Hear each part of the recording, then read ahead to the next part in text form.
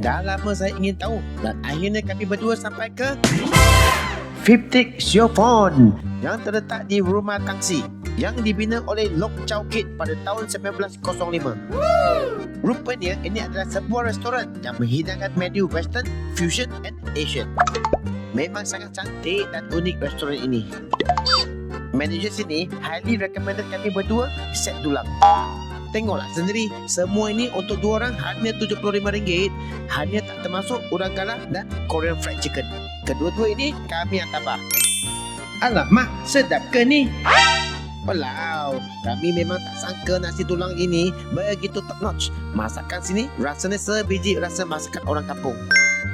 Gulai daging kawah, sambal terung belada dan ayam gulai masak lemak. Termasuk juga Korean fried chicken. It was so good. Saya juga tambah ala kat seekor udang galah. Ini betul-betul outstanding. Udangnya memang gila fresh. Lepas makan, kami juga order minuman signature di sini.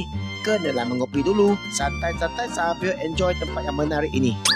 Overall, makanan sini memang above our expectation. Harga pun kena pada tempat dan kualiti makanan.